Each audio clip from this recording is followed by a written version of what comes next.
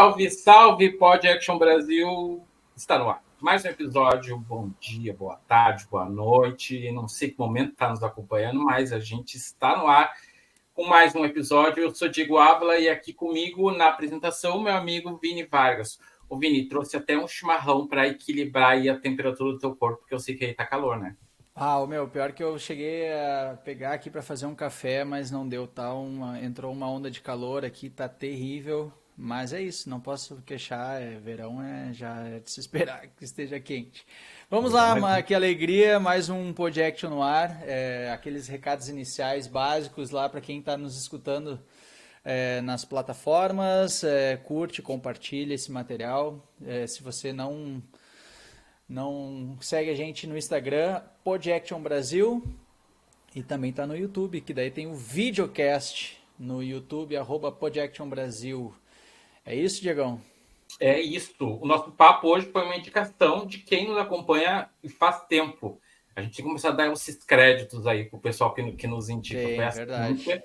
A Cíntia ela nos indicou tanto convidado quanto sugestão do tema. Então, Cíntia, brigadão.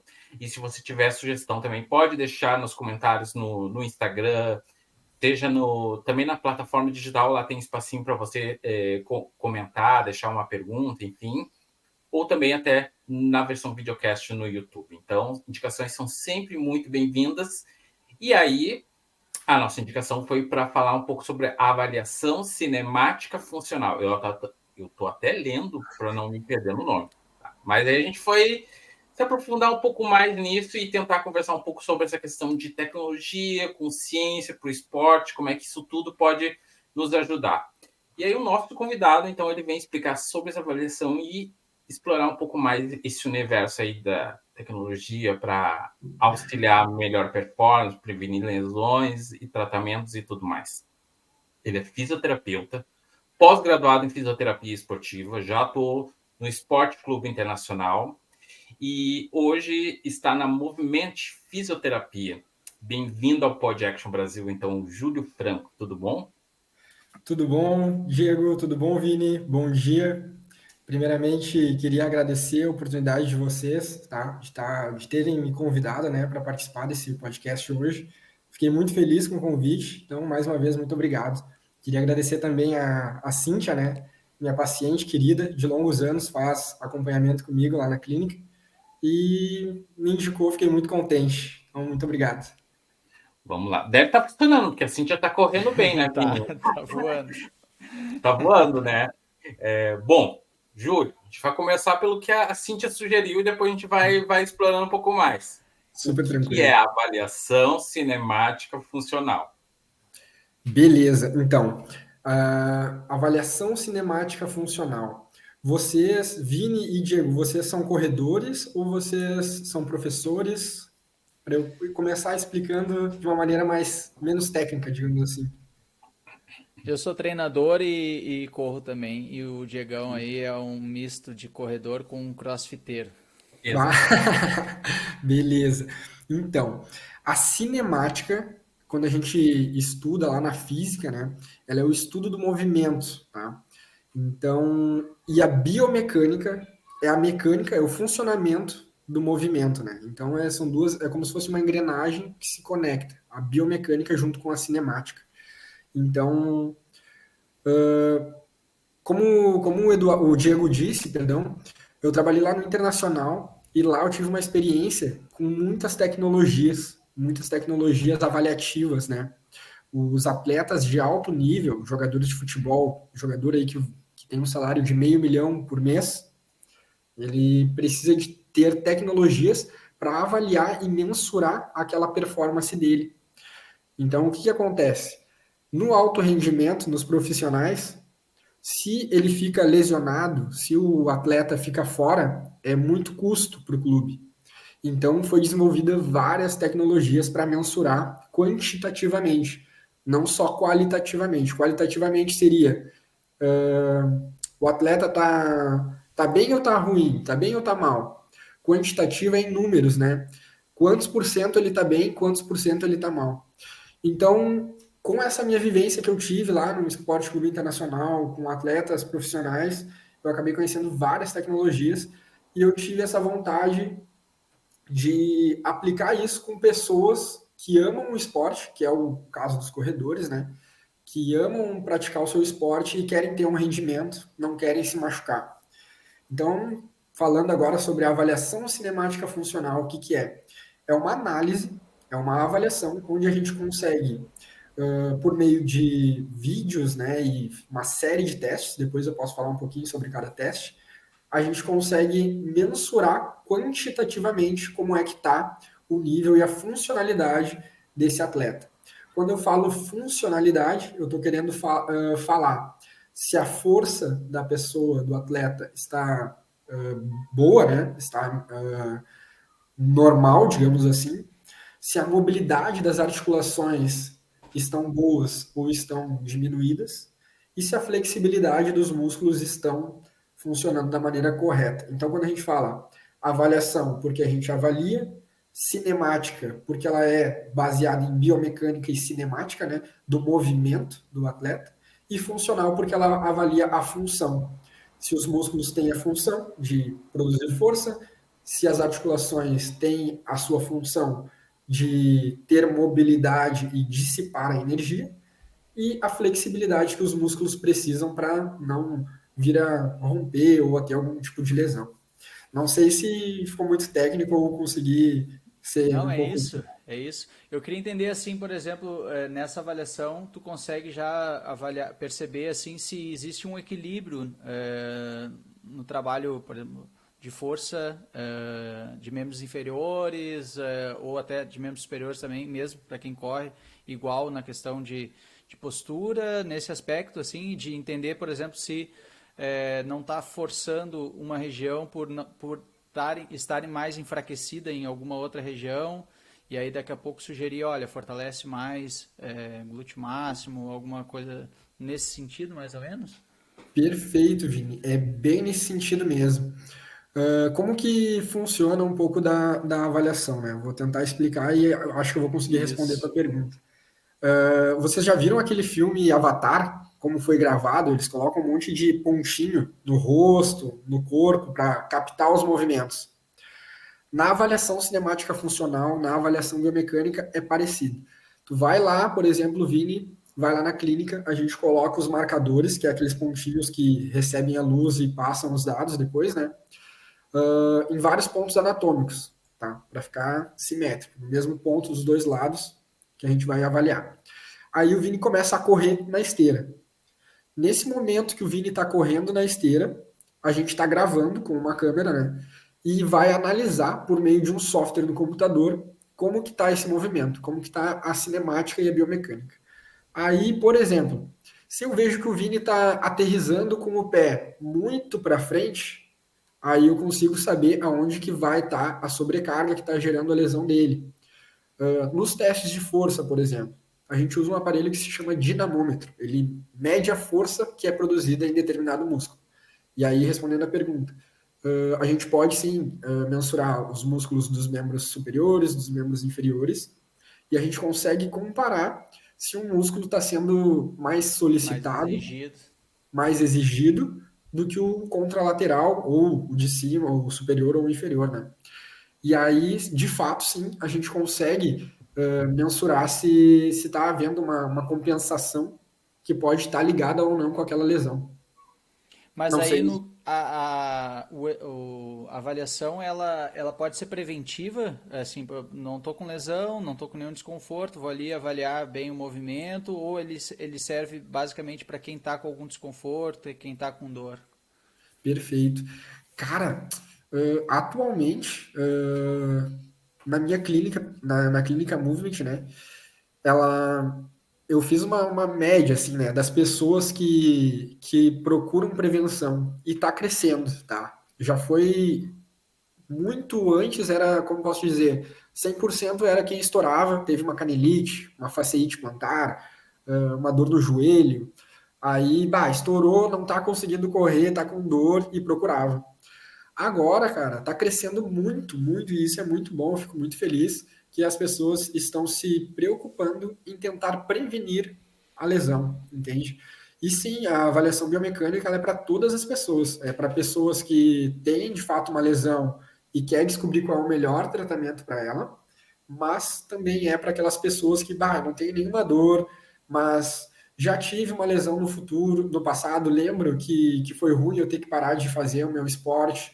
E, cara, eu vou fazer uma avaliação para ver como é que eu tô, se eu tenho risco de desenvolver alguma lesão. Então, sim, a gente consegue mensurar por meio de vários testes como é que tá aquela musculatura, as flexibilidades, as mobilidades, e a gente passa depois para o cliente, para o paciente. Cara, ó, tu tá muito forte, tu tá muito flexível, mas o teu tornozelo não tá dobrando. Tu não tem uma mobilidade boa do tornozelo. Então, esse impacto que vai ser gerado de tanto tu sobrecarregar o teu tornozelo pode vir a estourar uma canelite no futuro, entende? Que é a síndrome do estresse tibial medial, né? Muito impacto, vai sobrecarregando e pode vir a ter uma fratura por estresse na canela. Geralmente, quem não tem mobilidade de tornozelo pode vir a ter essa disfunção. E são todas muito mensuráveis. Tu consegue fazer testes e dizer ali se tem uma probabilidade ou não de desenvolver. Eu queria falar uma coisa para vocês. Trago polêmicas aqui. Opa, e aí, a polêmicas o Diegão gosta. É bom para recorte. Vocês acham... Uma pergunta que eu vou fazer para vocês. Pro Diegão, então. Diego, tu acha que tem como a gente prevenir 100% alguma lesão? Nossa. Eu acho que sim. Tu acha que sim? Sim. O que acontece? Atualmente, né, na literatura, os estudos mostram que a gente fala reduzir o risco de ter uma lesão. A gente não consegue prevenir Não 100%. consegue garantir. Exato. Exato. Porque o que acontece? Mas aí o pessoal vai escutar, mas o Fisi disse que não tem como prevenir 100%, então, nem vou fazer nada. Não, não é bem por aí. O que acontece? Quando a gente fala, eu consigo prevenir a tua lesão, o cliente, o paciente, ele pode vir a entender que não vou ter nenhuma lesão. Só que imagina, o cara tá correndo lá no asfalto, aí do nada tem uma poeira lá, uma sujeira, e ele escorregou, torceu o tornozelo. É alguma coisa extrínseca, alguma coisa fora do corpo dele, algo que ele não controla. Então eu não tenho como prevenir coisas que não é intrínsecas do corpo dele, entendeu? Não tem como prevenir também se ele está dormindo bem, se ele está se alimentando bem, se ele está respeitando o tempo de descanso, se ele está fazendo o controle das cargas de treino. Então, tu faz ali um alerta, né? E a gente tem trabalhado bastante com isso, Júlio. Até a primeira dessa temporada, primeira entrevista já foi com uma médica para falar sobre os exames, sobre todo... E a gente gosta muito de falar sobre esse tema de tentar prevenir, de tentar antecipar, questão de trabalho de mobilidade. Já falamos temos vários assuntos assim que a gente gosta de abordar justamente para alertar. Já falamos sobre sono, sobre a importância, né, de tu ter os cuidados para não, depois que acontece a lesão, vir aí, e agora tratar, né? Que é o que acontece também comigo como treinador. Muita gente chega daqui a pouco porque já se lesionou outras vezes, tentou fazer treinos, agora eu preciso fazer um controle melhor. Então, depois que estoura, que a pessoa vai acabar procurando, né? Perfeito. Até isso, e Vini, se quiser também entrar na discussão, essa questão da prevenção é quase que tem que se criar uma cultura, né? Porque eu realmente consigo perceber que tem pessoas que isso aumentou, assim, por convivência com pessoas do esporte, de buscar algo para prevenir antes de medicar, né? Entre aspas. Vocês conseguem perceber também isso com as pessoas que estão com vocês? Se teve esse aumento, se é algo que tem que criar essa cultura, né, da prevenção. Exato, eu acho que a gente, os profissionais da saúde, a gente tem esse dever de educar, né? De passar a importância, a informação, né? Que é possível, e exatamente. Eu vejo que hoje com a internet tem muito médico, fisioterapeuta, educador físico, que passam excelentes conteúdos e o pessoal vem criando de fato essa cultura e tem aumentado muito, acho que por convivência de fato com pessoas qualificadas que passam ali o conhecimento, também com os colegas que fez ali um um tratamento, fez um protocolo e deu certo, conseguiu se manter mais tempo sem lesão, passa para o colega. Então, eu vejo que está crescendo muito, muito mesmo. Júlio, eu acho que é E interessante. Fala, o desculpa. Vini falou uma coisa muito legal, cara, sobre essas outras abordagens, né? Questão do sono, do estresse, da ansiedade. E na avaliação lá, voltando um pouquinho, a gente tem esse cuidado, porque quando a gente fala só da parte biomecânica e funcional, a gente poderia estar excluindo outras coisas. Mas a primeira coisa que a gente faz na nossa avaliação é uma anamnese bem rigorosa. E nessa anamnese, onde a gente vai conversando e entendendo o caso do nosso cliente, a gente pergunta, avalia, na verdade, o nível de estresse, de ansiedade desse paciente, se ele está tomando algum remédio para depressão, ou se quantas horas ele está dormindo, se essa quantidade de horas está sendo suficiente para ele ter uma boa qualidade do sono, se ele se acorda cansado, se ele acorda 100%. Então, isso tudo influencia demais na recuperação, né, do nosso paciente. E quando a gente fala sobre dor, outra pergunta, né, que eu faço para vocês, se a gente tem dor, a gente tem uma lesão? Queria ver o que vocês imaginam quando a gente fala da dor e da lesão. Até hoje eu estava vendo um vídeo sobre dor tardia. A dor Aham. natural do exercício, né? Então, nem toda dor é lesão. Nem toda dor é lesão, exato. O que acontece, né?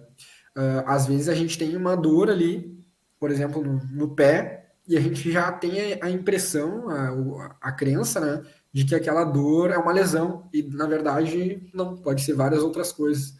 Então o Vini tocou num ponto muito importante: sono, alimentação, estresse e ansiedade, né? O que acontece? Explicando um pouquinho da neurofisiologia, né? Eu gosto muito de estudar isso e é uma coisa que é interessante de passar para o público. Quando eu toco, por exemplo, peguei um copo gelado e encostei na mão do Diego, tá? Essa informação da sensação ela vai passar da periferia, que é lá mais distante do meu cérebro, e vai ir caminhando pelos nervos até chegar no meu cérebro, tá? Até aí foi, né? É como se aquela informação do copo gelado tocando na palma da mão do Diego, ela vai passar por cabos, tá? Que são os neurônios, e vai ir até o cérebro. No cérebro vai ser processada essa informação e interpretada como dor ou toque, tá? Então, o que que acontece? No cérebro, na mesma área que é processada as nossas crenças, é processado a dor também, na mesma área. Então, o que que acontece? Se o Diego acredita que ele tem uma lesão muito grave, a dor tende a aumentar. Se o Diego tem uma crença de que aquela dor vai impossibilitar ele de correr, provavelmente, por ele ter aquela crença, por a crença ser processada na mesma área de dor do cérebro, ele vai sentir mais dor. Então isso é muito interessante, né? A gente cuidar o que a gente tem de crença, né? Daqui a pouco o Vini tá passando um treino lá para atleta e o atleta acha que, bah, não vou melhorar com esse tipo de treino. O Vini estudou lá uma metodologia intervalada, sei lá, que vai potencializar sem desgastar o atleta. Mas ele acha que não vai melhorar. Então, provavelmente pode não melhorar. E isso no tratamento também. Não sei se vocês conseguiram Não, e pegar aí. até acontece muito no processo de retomada dos treinos, né? A questão da retomada da confiança também do movimento, porque a pessoa vem de uma lesão, então daqui a pouco já está ali. E quando vai voltar aos treinos, a gente sempre vai voltando de forma gradativa justamente para que ela vá ganhando confiança. Então a tendência é que às vezes até no início ela diga, pá, ainda estou sentindo. Não, calma, relax e vamos tentando, obviamente, controlando as cargas, controlando o tempo da recuperação que deve ser maior, né? Porque não pode já gerar o estímulo ali que a região ainda já está sensível. Mas ela passa por esse processo de ganhar confiança também, de dizer, não, só um pouquinho, dá para ir, tô melhor, vai se soltando. E eu acho que talvez na questão do movimento em si, isso também deve captar bastante com os dados até de supercompensação, né? Daqui a pouco da pessoa equilibrar de novo, relaxar e poder não gerar nenhum tipo de sobrecarga em outra região. Não sei se isso acontece também. E uma coisa que eu queria te perguntar, Júlio, em relação aos dados, né, a importância da leitura dos dados, não só da captação, mas da leitura das informações que estão tendo, porque hoje a tecnologia está aí, também tem muita gente que tem o GPS, tem os seus dados ali todos e acha que aquelas informações mil acabam, às vezes, até prejudicando, porque a pessoa não consegue ler aqueles dados de uma forma correta, de entender daqui a pouco o que aquilo ali está dizendo, né? Como é que tu pode trazer, assim, daqui a pouco, dessa leitura, porque não é igual para todo mundo, né? O movimento, a corrida, não vai chegar lá, pegar esses dados e gerar tu vai ter que avaliar isso de uma forma bem personalizada, né? Exatamente. Cada É feito, na verdade, uma análise dos dados, né? Não adianta só eu captar ali, fazer a avaliação, pegar ali força, mobilidade, flexibilidade, avaliar o gesto da corrida por vídeo e não saber o que que eu vou fazer com um monte de dados, entendeu?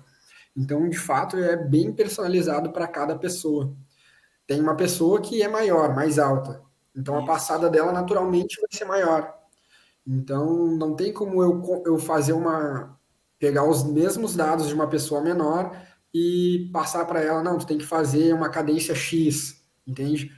Vai variar o tamanho da passada da pessoa, então tem que ser mais personalizado.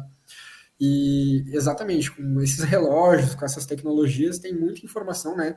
Tem uns relógios muito tops aí que dá vários marcadores, indicadores de como que está sendo a corrida.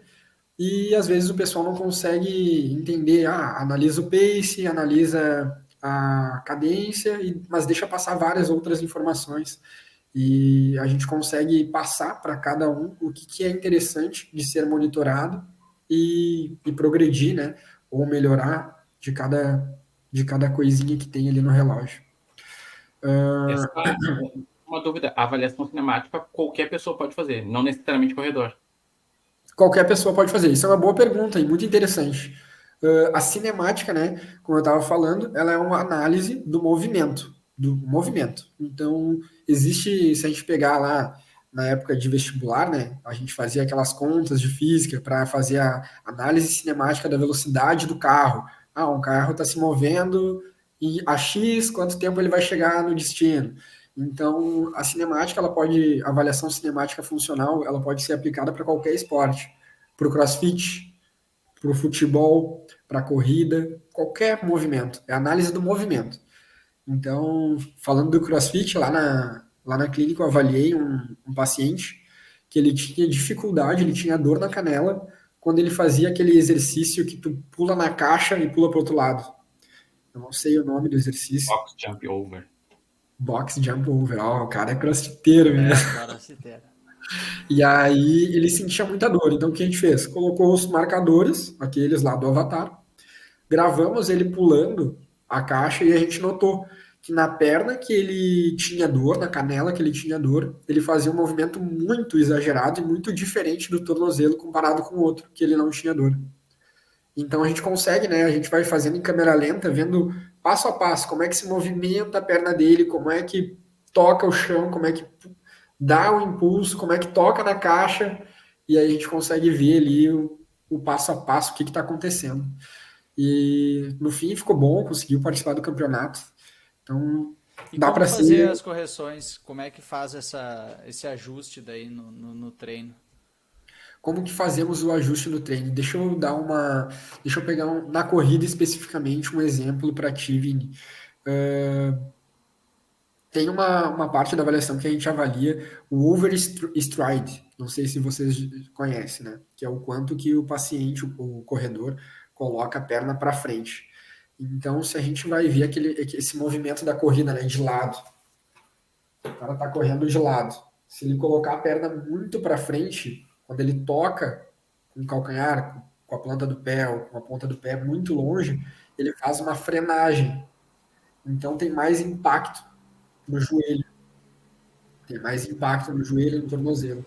Então, a correção para isso seria ensinar o cliente, o corredor, a trazer a perna um pouco mais para o centro. Aí, assim, a gente diminui o impacto. entendeu? Então a gente vai ver o movimento que ele está fazendo e vai, se tiver exagerado esse movimento, a gente vai regredir, vai diminuir esse movimento exagerado. Se tiver de menos, a gente tem que aumentar esse movimento. Se a gente avalia e percebe que ele tem uma falta de ativação do glúteo, por exemplo, o cara está correndo e o quadril dele cai muito. Sabe quando dá passada e o quadril desalinha? A gente chama isso de drop pélvico. Quando o cara tem uma queda muito brusca do quadril, a gente tem que fortalecer o glúteo médio para deixar o quadril mais alinhado e diminuir essa sobrecarga, entendeu? Então, aí com fortalecimento. Então, basicamente, respondendo a pergunta, se a gente vê que o corredor está com alguma fraqueza de alguma musculatura específica, a gente fortalece. Se a gente vê que o paciente tá tendo muito impacto, muita batida, a gente aumenta ou diminui a cadência dele, tentando manter a velocidade, mas aumenta ou diminui a cadência. Se a gente vê que ele está pisando muito para frente, dando impactos no tornozelo, joelho, quadril, a gente diminui essa passada. Se a gente vê que ele está travado em alguma articulação, exercício de mobilidade. Então é muito específico. Por exemplo, o Diego tem uma fasciite plantar e o Vini tem uma fasciite plantar. Os dois no mesmo pé. O tratamento pode ser muito diferente para os dois. O Vini pode ter uma fraqueza na panturrilha e na planta do pé, e o Diego pode ter uma mobilidade de tornozelo diminuída. Então, para o Diego, vai ser exercícios de mobilidade de tornozelo, para o Vini vai ser fortalecimento de panturrilha e planta do pé. É muito diferente o tratamento. E me diz uma coisa, bom, esse tipo de avaliação, ela já é algo que eu, por exemplo, eu não conhecia, tá?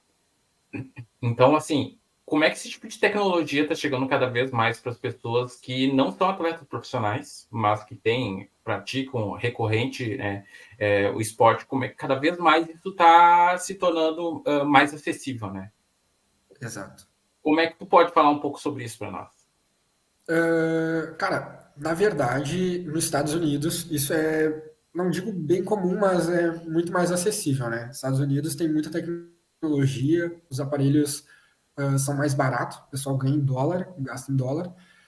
Aqui no Brasil, começou nos laboratórios universitários, tá? Na faculdade, na USP, por exemplo, tem um super laboratório lá, que daí o cara tá correndo na esteira, a esteira consegue medir a força que o atleta pisa na esteira, tem lasers que vão medindo cada movimento e em tempo real vai passando para o computador para poder fazer os estudos científicos, né? Poder entender o corpo humano, poder fazer a ciência de forma mais técnica e quantitativa. E aí tem uma fisioterapeuta em São Paulo, a Raquel Castanharo, você deve conhecer, é uma ótima fisioterapeuta, mestre em biomecânica. Ela montou uma avaliação biomecânica mais, como posso dizer, menos científica, mas mais aplicada à realidade das pessoas. E ela começou a disseminar esse método, e outras pessoas, outros fisioterapeutas também contribuíram. Vários outros fisioterapeutas em São Paulo aplicam essa metodologia de avaliação. E aos poucos foi acontecendo mais pessoas fazendo no norte, mais pessoas fazendo aqui no sul. No Rio Grande do Sul tem outras clínicas que fazem também. Então está crescendo muito, está crescendo muito. Chegou nos clubes de futebol. Então, naturalmente, eu acho que está ficando mais acessível para as pessoas. Eu acredito que hoje é muito fácil de fazer uma avaliação biomecânica, uma avaliação sistemática funcional. E eu fico muito feliz, né, sabendo que vários outros colegas fazem isso. E nós da Clínica Movement, a gente tenta se desenvolver cada vez mais. A gente está sempre tentando adquirir novos equipamentos para dar mais qualidade para os pacientes. Mas, de fato, está ficando mais acessível, sim, e é em questão, acho que natural, assim, a evolução da fisioterapia. Júlio, deixa eu te perguntar, a gente conversou aqui outras vezes também sobre a questão da importância do movimento em si, da pessoa estar gerando os estímulos, de botar o corpo a trabalhar, um pouco ao invés de ir para o trabalho de carro e de bike, enfim, tentar trazer o movimento para o dia a dia. E eu queria, e como o assunto traz essa questão também da análise do movimento, o quanto hoje tu percebe que cada vez mais, não sei se é também presente isso, mas as pessoas com dificuldade de fazer alguns movimentos simples, às vezes enfim, até a questão da corrida mesmo, né? Mas por passar muito tempo sentado, por trabalhar muito tempo sentado, por desvios posturais, né? Por conta justamente. E aí o quanto esse desvio postural, na hora que tu vai fazer análise, tu leva em conta também de que é dele esse desvio postural, de não tentar às vezes, vão corrigir uma coisa que daqui a pouco é dele, o cara trabalha já há muito tempo assim, lógico que daqui a pouco tem que fortalecer, mas que se tu gera ali uma mudança muito radical, às vezes pode até prejudicar. É real isso, não? Vini, muito real mesmo. Cara, vou te dar um exemplo. Tem pessoas que pisam com calcanhar na corrida. Tem pessoas que pisam com a planta do pé e tem pessoas que pisam com a ponta do pé, o antepé.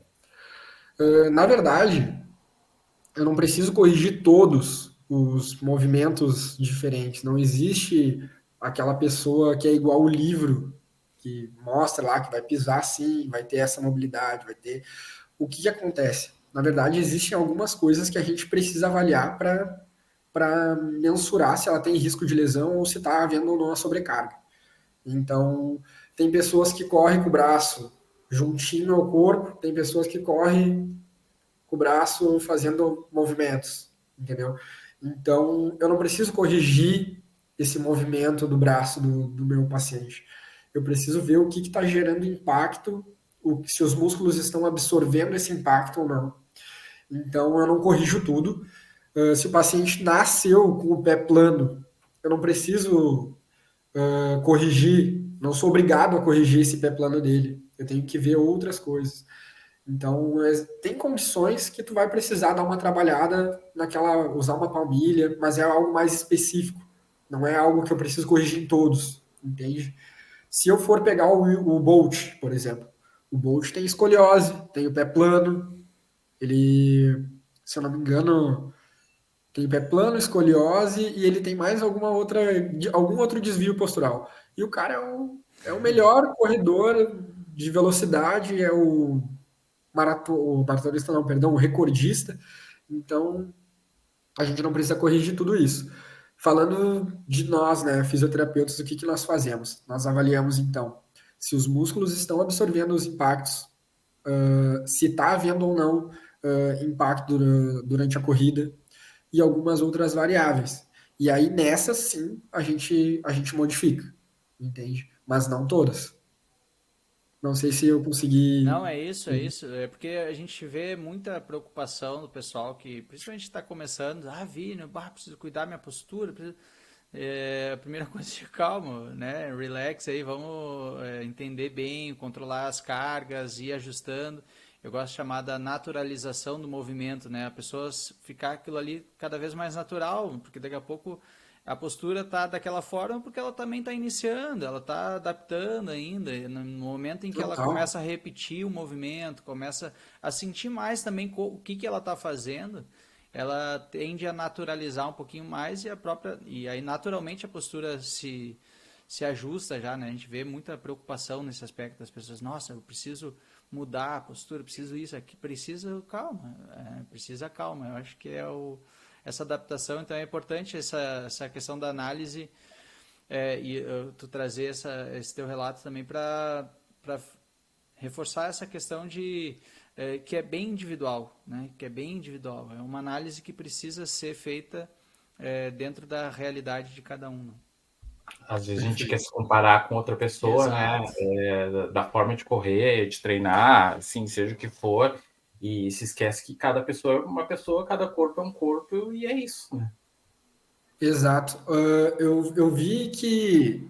Deixa eu tentar me lembrar agora o número correto, mas eu acho que, sei lá, 80, 90% das pessoas que correm, que são amadores, pisam com o calcanhar, tá? e 60% dos atletas profissionais também pisam com calcanhar. E eu lembro que na internet tinha muita gente falando que pisar com o calcanhar é errado ou que gera lesões. Cara, quase 90% das pessoas amadoras pisam. Então é uma coisa que é normal, entendeu?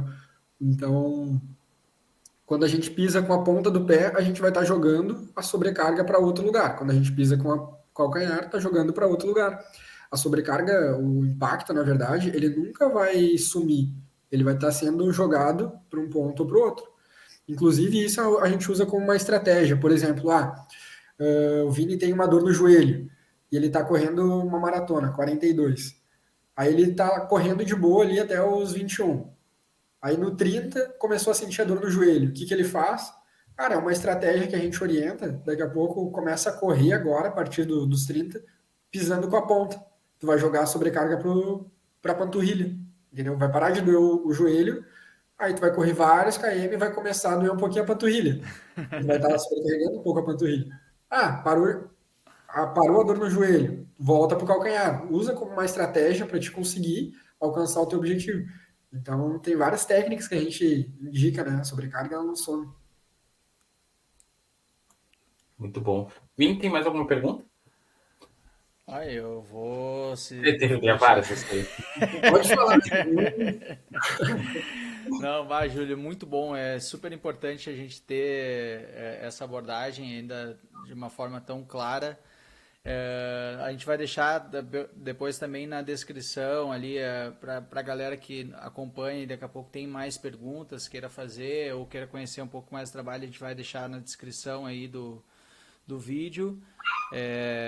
Mas fica bem destacada essa questão de ter essa análise de forma profissional, não só porque os dados eles podem ser colhidos, podem ser trazidos aí pela tecnologia de muitas formas. Hoje a gente tem aí o GPS, o Júlio trouxe o material a forma também, a ferramenta que ele utiliza lá.